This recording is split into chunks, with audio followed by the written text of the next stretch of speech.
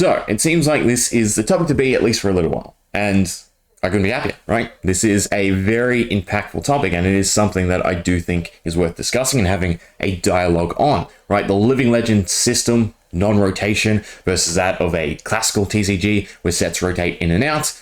It is a big thing and an important thing for the game of Flesh and Blood, because again, it's one of those initial systems that the game was founded upon, the game was built around, and vice versa. The system was built for this game. This is a new creation by LSS. It's not something that we generally see. And in that sense, it is going to continue to change and morph, and there's going to be aspects that are not so great and aspects that really shine above that of the classical way for TCGs to handle, banning, erratas, rotation, all that jazz. But in saying that, right, again, it's that multitude of interpretations and the unknown of what's to come. It's clear that LSS have some sort of plan in mind, right? We can guess, we can speculate, we can, discuss and talk on what we'd like to see and what we hope to see. But at the end of the day, it's all, again, just speculation. We don't have a clear, concise sense of direction, at least personally, in my opinion, from LSS and what they're going to achieve, right? Again, I can say what they're trying to achieve with the introduction of, say, 15 new heroes, trying to speed up the amount of heroes that rotate out, right? We can discuss all that, but none of it's concrete. We're not given any real indication of, well, those 15 heroes are 15 for Blitz, 15 for Classic Constructed. They are 7 and 7. They are this and that. And our overall goal is, X amount of heroes rotate every year, X amount of heroes pop up. We just don't know. It's that lack of information that I really stress. The majority of what we get from LSS seems to be about building hype and interest, and that's their main platform at the moment. And I don't think that's a great leg to stand on. I think more concise information about what they have in mind and what they're planning would be a lot more impactful. Now, before we actually jump into this topic, because it does have roots across the board, right? It underlines almost every aspect of the game. And there are some discussions on Reddit again that I would like to talk about, all of which do have roots with the Living Legend system, right? Dragon's useless after Dromo rotates. Of course, it's connected to Living Legend, the decline of plays. Now, that obviously seems a bit jarring, just reading the title. It's more about their area. But again, it sort of relates back to Living Legend, and there are some good comments that relate to the topic of Living Legend. Heroes revolve around weapons. That's also another interesting take or point to make, because again, Living Legend is now both the hero and their main weapon gets rotated out, right? And for a lot of core decks, the weapon is just as impactful as the hero, right? Prism, for example. Would New Prism work well with Luminaris, old Luminaris, enough to get the old deck up and running, but to slightly a weaker extent, right? And then, of course, we have the comments on this actual video, and, well, the video I'm making right now, that we will get to, because I am so fascinated by this, right? These 4 comments alone show the difference of opinions, but at the same time, I don't think any of them are wrong, right? They're all across the spectrum of how the Living Legend system affects the game and affects them. And there are definitely good things to the system, right? It was made for a reason, but there are bad things as well. There are shortcomings of it and things that will continue to change and adapt as the game progresses. Now, one sort of question that I would like to pose is, when the Living Legend system was first, announced and talked about, if you were, here at the beginning, right? For me personally, it was, oh, this is fantastic, right? This is great for the long-term health of card value. And not only that, it's this cool system where, once a hero is crowned, right, they attain this status. But then the more I see the design of Flesh and Blood coming out of the woodwork and what they're actually doing with the game, right? They're not expanding upon what already exists. Rather, it's just move on to the next big thing. And to that degree, it's not necessarily the game that I was imagining when I was connecting the dots with how Living Legend would impact it. And to that extent, I think before we jump into any of this, before we continue this discussion on the system, I think we should take that step back and we should go back to the main philosophy of the game, because this is what has really impacted the creation of Living Legend and what Living Legend is meant to serve. So Fab has been designed from the ground up to be a tournament TCG with a non-rotating card pool. Our product and format design aims to provide fans with long-term utility of their collections, enable a dynamic tournament metagame, and create a vibrant secondary card market. Now, the first thing I want to do is rephrase that, because I don't like the the premise that these three things are separate, right? Because they're not, they are all interconnected. So for instance, you could read it better as the product and format design aims to provide fans with long-term utility of the connections while still enabling a dynamic tournament metagame to create a vibrant secondary card market. And the reason I add in those little distinctions, right? You can't have a dynamic metagame, right, if you're trying to preserve card utility. That just doesn't make sense. If the metagame is meant to, continue to change and evolve, that's not preserving the utility of cards, because cards are going to come in and out depending on that meta. Similarly, if you focus on the utility of a collection and its long-term value, then the secondary card market isn't going to be vibrant, right? The same cards are going to go up and up and up and hold their value. So again, they're all interconnected and they're all sort of, in a tug of war match, if you will. So they're not three separate elements. And I think that clarification is a big factor, because while, again, in the initial premise of what we're introduced to, yes, the product and format design that we're currently seeing does try to preserve the utility of a collection. It does still then try to also enable a dynamic tournament metagame and make sure that the secondary card market remains essentially in flux, if you will, right? If things get out of hand, we've seen that they're happy to, again, do reprints to make sure that things don't get too exponential, right? So that cards are still accessible for that metagame. But then again, that impacts the utility of your collection, because there's those two options. They can reprint a card, in which case your card then gets devalued, or they can power creep it, in which case your card becomes obsolete.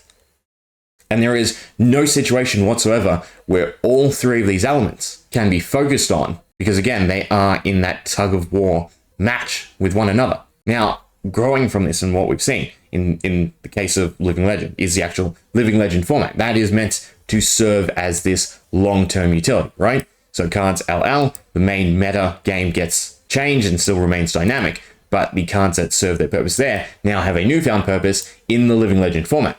There is one big issue with that, right, that I have personally. Well, actually, I can think of two, right? I wasn't going to mention the meta of the Living Legend format, right? Again, Bravos at the World Championship is not a healthy sign. But the main point that I want to make is Living Legend is not going to be popular enough, right? I don't think it ever will, unless LSS step in and sort of artificially grow it in a way, right? So if we look at, Class Constructed, Blitz, and Living Legend. Class Constructed in terms of money, right? Because it's always all about following the money. That's the main incentive for the format. Class Constructive has grown exponentially compared to the other two, right? And will continue to grow because it was the initial phase. It's also the main concept that LSS are pouring resources into in terms of the compared scene of Flesh and Blood, whereas Living Legend, right, at Worlds, I think the prize pool was like $2,000 versus the 300,000 of competitive constructed. Yeah, 300,000 to $2,000, right?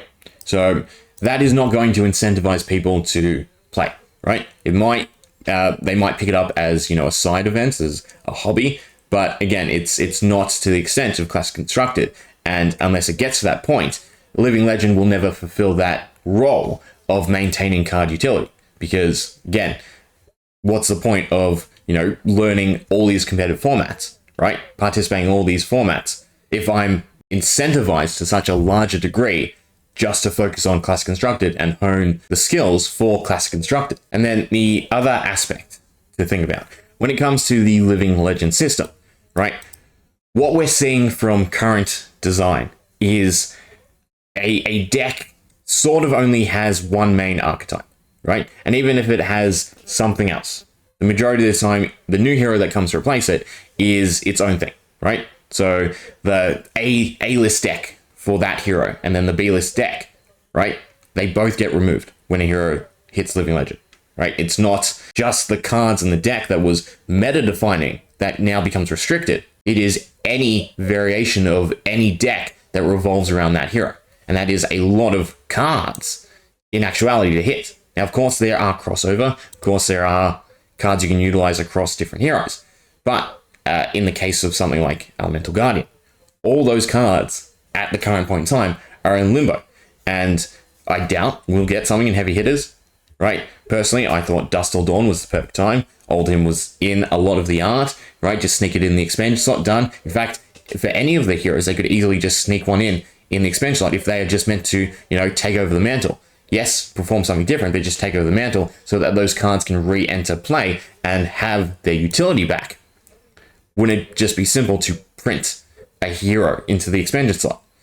But instead, again, it seems like we go from one concept to the next rather than continuing to build upon and expand, right? So anything that does LL takes a huge chunk of cards with it, right? You're getting punished for one certain archetype of that hero performing well.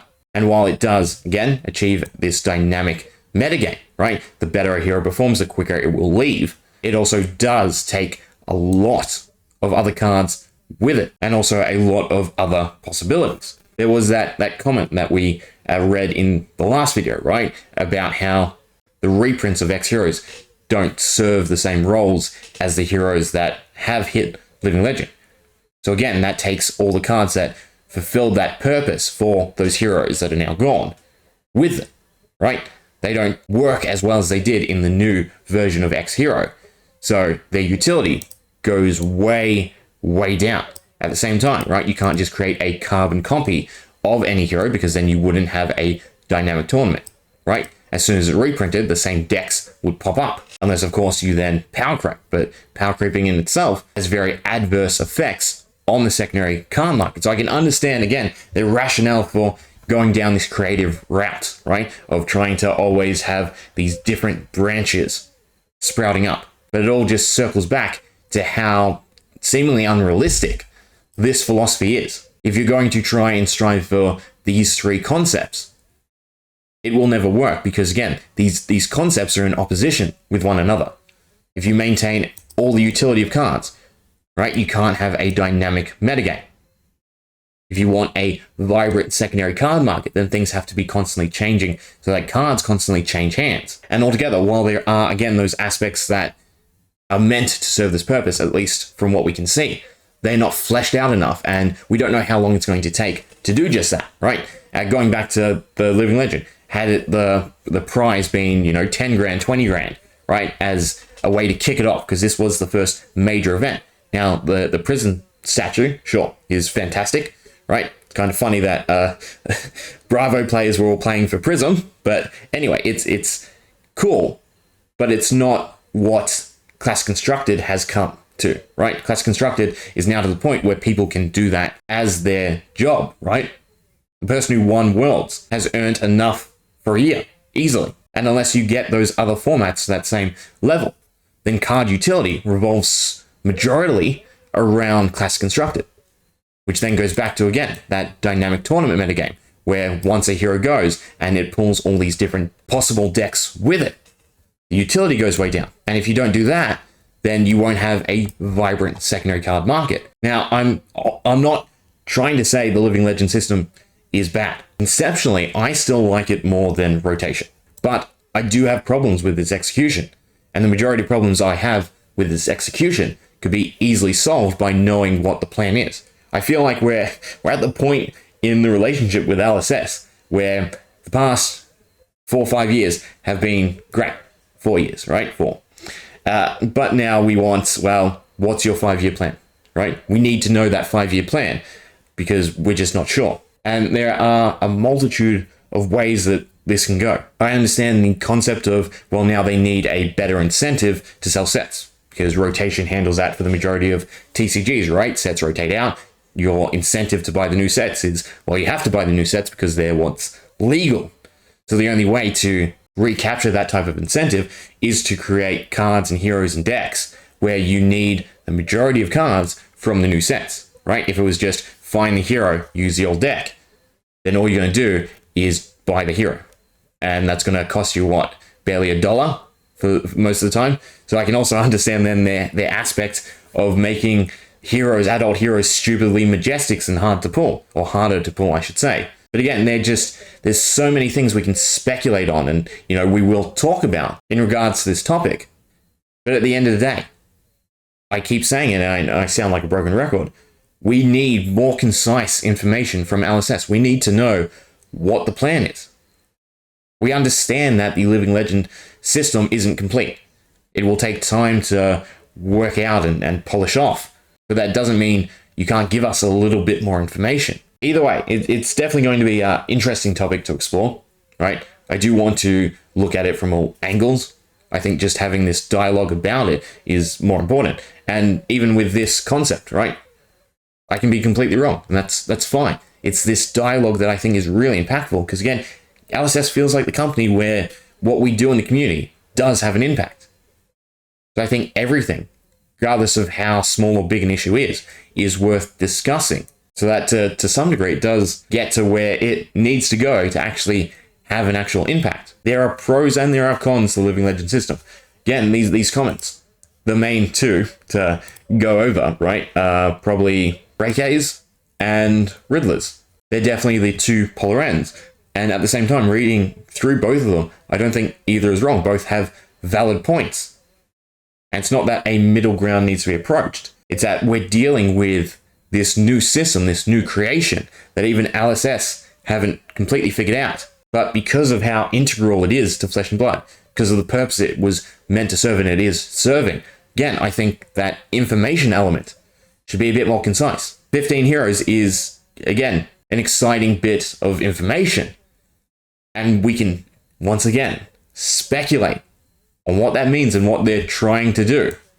But at the end of the day, we won't know until it happens, where they could prepare us, they could tell us, they could fill us in on what they are trying to create. I understand the company's young. I understand, they're still doing a lot of stuff behind the scenes. They're still growing in all different ways. But it is very clear that the competitive element is at the core of Flesh and Blood, both in terms of its success and what has attracted a lot of us to the game. So I do think a better understanding of what they're trying to achieve with the system is really warranted.